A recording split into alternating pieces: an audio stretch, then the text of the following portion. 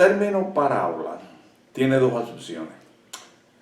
Una para significar el relato de un acontecimiento ficticio que permite transmitir un mensaje de contenido moral a través de alguna analogía.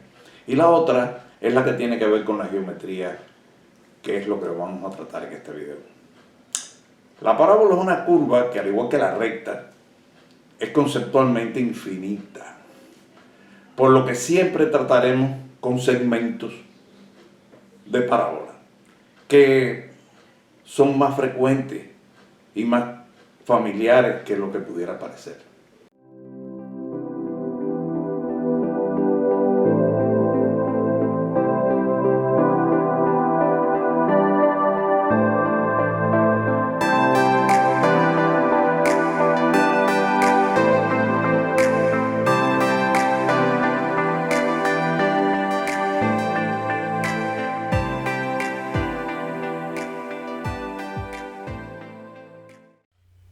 Salta a la vista que la curva que describe el cable de que cuelga el puente pues se parece mucho en todos los casos. ¿Es que sus diseñadores copiaron todos al primero? Claro que no. Cuando un cable se le distribuye la carga uniformemente, adopta esa forma de manera espontánea. Veamos por qué. El cable está igualmente tenso en todos lados. Si tomamos un tramo del centro del puente, es evidente que las componentes horizontales de esta fuerza se anulan, mientras que es la suma de las verticales la que sostiene el peso de ese tramo de puente, que aquí representamos por W.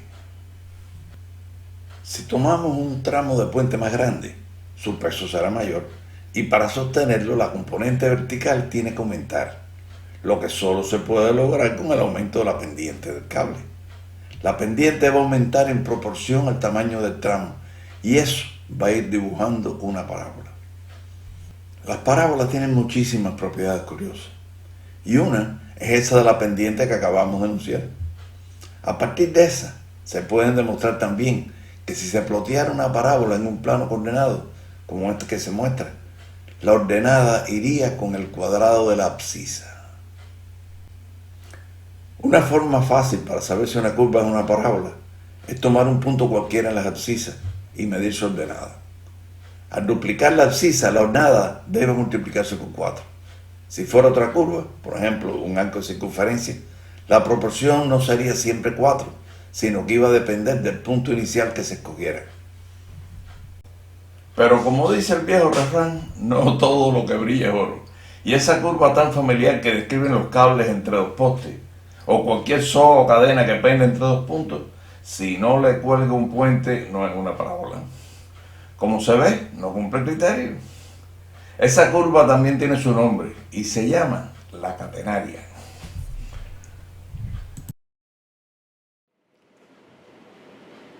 Pero bien, vamos a dejar a los puentes tranquilos y pasar a otros aspectos de este tema de las parábolas. Para esto, vamos a imaginar un proyecto. Tenemos un foco de luz puntual que radia en todas direcciones, pero que debemos iluminar en una sola, por ejemplo, para arriba. Una solución sería la de ir colocando espejitos contiguos e irlos girando de manera que todos reflejen la luz hacia arriba. Pero entonces observaríamos que lo que hay que inclinar, el espejito va en proporción a su distancia al eje de simetría. O sea que su pendiente va creciendo en proporción a esa distancia. Estamos dibujando una parábola. De sustituir los espejitos por una superficie continua y de estar en el siglo XIX habríamos inventado el espejo parabólico. Pero ya hasta los fabricantes de linternas se nos adelantaron. Pero más interesante aún que el caso de las linternas es que el espejo parabólico funciona a la inversa también. Es decir, que si la luz no llegara en la misma dirección que el eje de simetría, se concentraría en un punto, en el mismo que antes estaba la fuente de luz. Ese punto se llama el foco de la parábola.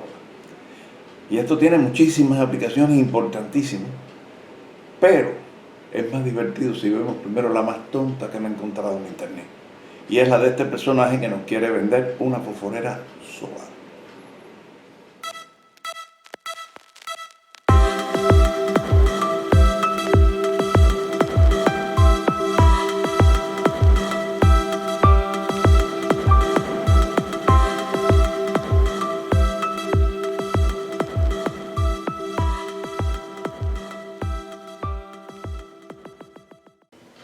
Pero pasemos a aplicaciones más importantes.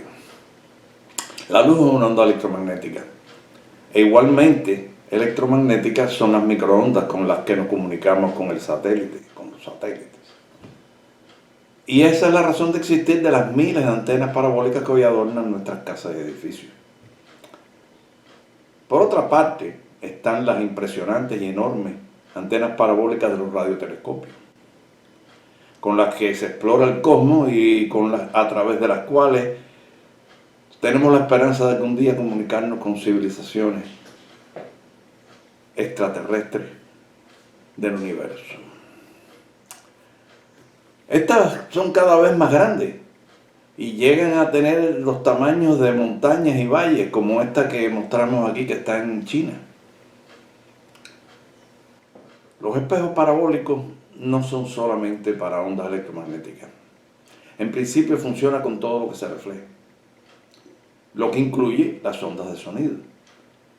Y de ahí una de las aplicaciones que tienen los reflectores parabólicos es el micrófono parabólico.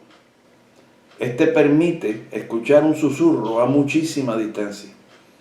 Y las aplicaciones militares de esto son obvias. Ahora, lo que sí sería un desastre es que uno de estos cayera en manos de la chismosa del barrio.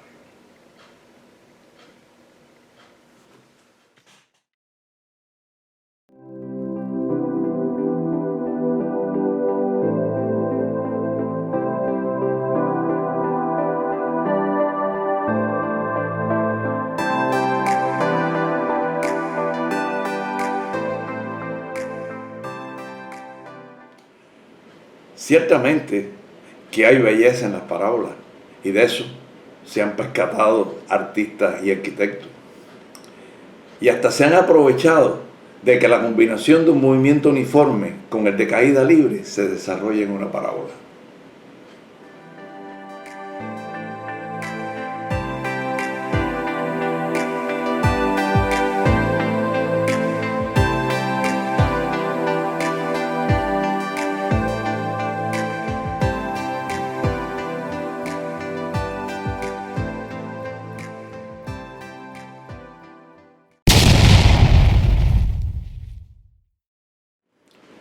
Esto último tampoco le pasó inadvertido a los artilleros, que desarrollaron toda una ciencia a la que llamaron balística, que estudia la trayectoria de los proyectiles.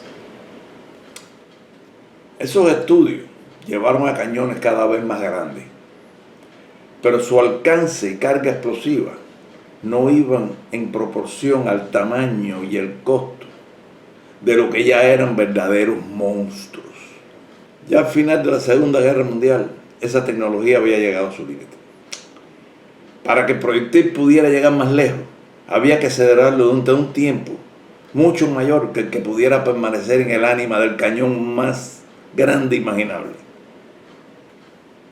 Fue el cohete el que vino a resolver esa limitante. El llamado cohete balístico se impulsa durante la primera parte de su trayectoria y después se abandona en caída libre hacia su objetivo. El primero fue aquel tristemente célebre B-2 de la Alemania nazi. Depurando esta técnica se lograron los muy referidos cohetes balísticos intercontinentales. En esto, su primera etapa era teledirigida. Y una vez que lograban salir de la atmósfera, donde ya sin el aire que los retardara o desviara, podían obedecer con toda exactitud las curvas orbitales. Estas ya no serían parábolas, sino unas muy cercanas parientes llamadas elipses, que veremos en su momento.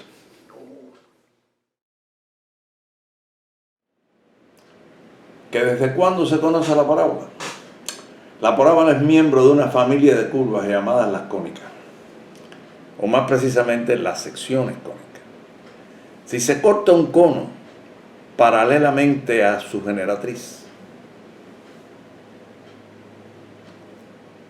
la sección genera una parábola. Si el ángulo de corte se inclina hacia la generatriz, la sección dejará de ser infinita para convertirse en una curva cerrada llamada elipse. Si lo hace alejándose de esta, entonces resultará una curva con dos ramas que se llama la hipérbola. El estudio de estas secciones cónicas empezó 300 años antes de Cristo. Contribuyeron a este estudio los grandes geómetras de la antigüedad. Menaechmus, sin llamarla por ese nombre, dio con la parábola tratando de resolver el llamado problema de Delos, o de la duplicación del cubo. Cuentan que el oráculo de Delfos había desafiado a los mortales pidiéndoles que duplicaran exactamente el volumen del altar cúbico que habían erigido en la ciudad de Delos al dios Apolo, y con esto detener la plaga que este dios en su ira les había enviado.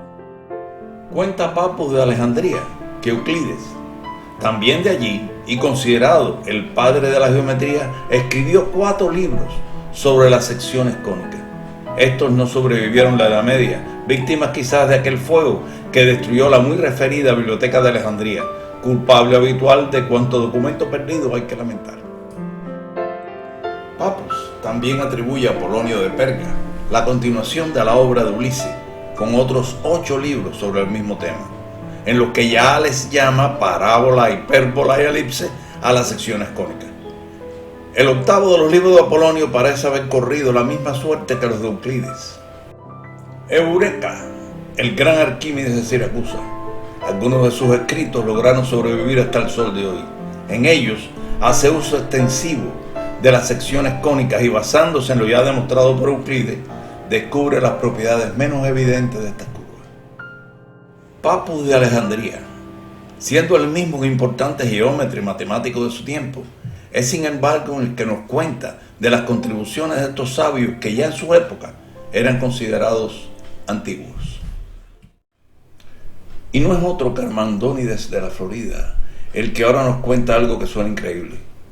Resulta que la humanidad olvidó todo esto, y hasta de que la Tierra era redonda, durante 12 siglos. Y no es hasta el Renacimiento que se retoma todo aquel conocimiento. Leonardo da Vinci conoce de la parábola y se obsesiona con ella, al punto que hasta diseña un instrumento para dibujarlas. Aparece Copérnico y Kepler retoma las secciones cónicas para explicar los movimientos planetarios en su sistema heliocéntrico.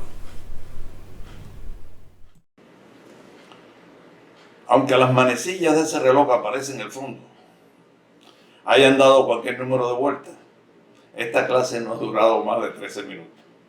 Y en ese tiempo no es posible embutir a un humano con más información. Por lo que hablaremos de elipses e hipérbolas en otro video. Hasta entonces.